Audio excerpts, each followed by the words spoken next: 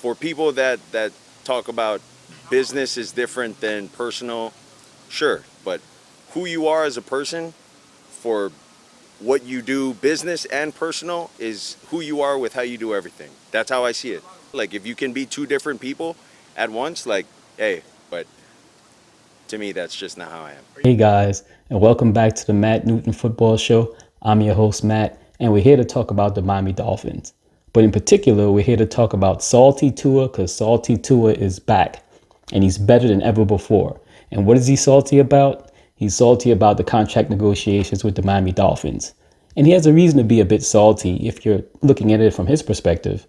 I mean, here he is. He had two fantastic seasons, the last two seasons.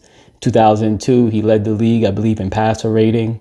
In 2023, he led the league in passing yards. He was able to put up two back-to-back seasons in which he played very well once Tyreek Hill was traded and came on the Dolphins. But he feels like he should be rewarded the way other quarterbacks in his draft class has been rewarded already. Joe Burrow's had a new contract done already. Justin Herbert has gotten a new contract. And this offseason, Jared Goff even got a new contract. So Tua is sitting like saying to himself, like, what's up with me? What's wrong with me? I should be getting a contract too. So Tua is at the stage in contract negotiations where, stuff gets a little bit leaked to the media. And normally the team likes to keep these negotiations in-house. And for the most part, the agents do too, even though both sides kind of leak information to various sources, media sources out there, so they could get their point across to the public. But in terms of Tua, I think that, inside, the emotion that's being built inside due to the frustration of a lack of a new contract and what he probably perceives as being disrespect at this point it's very difficult for him to bottle in at this point.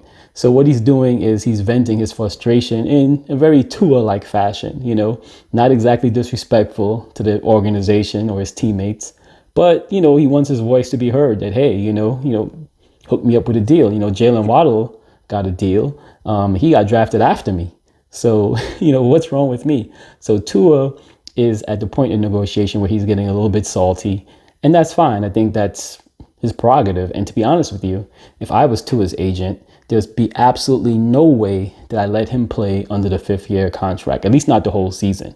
If they're going to pick up a fifth-year option and not give me a long-term deal to give me some financial security, I'll hold out and pick up all the fines that they want to fine me and hold out until the very last day that he has to attend so that he can toll the season. And that'll be it. That'll be it for Tua, my client. If he was my client, that's how I would treat the situation until they give him a new deal. I don't think Tua necessarily is going to do that. I don't think that the Dolphins want him to do that. Certainly they want him in the building. They have big plans for this season. Hopefully it gets done where neither side is happy. If neither side is completely happy, then it's probably a good deal. But as of right now, and Tua's out there in the 95-degree weather in Miami, probably with 100% humidity, and he's out there sweating, and he's thinking to himself, wait, pay me, dudes. I need to get paid. So from Tua's perspective, you understand the frustration. Hey guys, if you're liking this video, hit the like button and leave a comment in the section below. And also, don't forget to subscribe to the Matt Newton Football Show. From the Dolphins' perspective, I mean, hey, it gets a little bit hairy. I mean, they just paid Jaylen Waddle, which I made a video about, and I supported that signing because I think he is integral for the long-term success of the Miami Dolphins. But also, it kind of like makes you wonder what the plan is for Tyreek Hill. And I also made another video, should the Dolphins sign Tyreek Hill to a contract extension?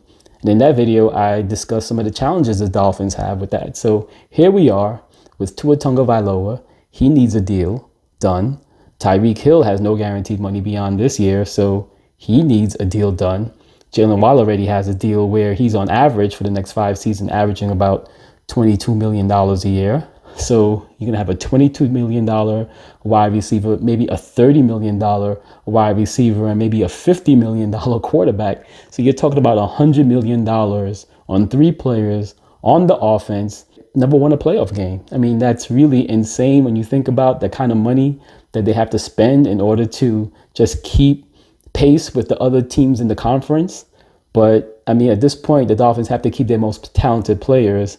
And clearly on this roster, Tyreek Hill, Jaylen Waddle, and Tua Tagovailoa are absolutely at the top of the talent on this team, especially on the offensive side of the ball. So the Dolphins might have to reach deep into those pockets. Stephen Ross will have to pull out a pretty big pen and write a pretty big check for his starting quarterback to make him happy. Not concerned. Concern's not the right word. That's way off from the word. Probably antsy in a way, yeah. So we'll see how it turns out. I believe that Tua will get a deal before the season begins. I think it's going to go all through training camp, probably through the preseason. I think they're going to sweat it out until the last minute. But I do think a deal is going to get done. And I do think it's going to be probably somewhere along the lines of what Jared Goff got. Somewhere in that ballpark. I think that's probably what Tua's expecting at the very least. At this point, that's what I'm expecting. The quarterback contracts are going up. And that's just par for the course. This is what you have to pay these players because that's their value. If you put them in the open market, these are probably the kind of numbers they'll get. So the Dolphins have to reach in deep into those pockets. They have to pull out a big number that Tua is happy with. And then, they have to do it for Hill too. I hope the Dolphins get it done and everyone's happy at the end of the off season so that the Dolphins can focus strictly on football and have a great season in 2024. Hey guys, thanks for making it to the end. And if you like this video, hit the like button and leave a comment in the section below. Also, hit the subscribe button and add notifications so that you can get the latest videos when they come out here on the Matt Newton Football Show.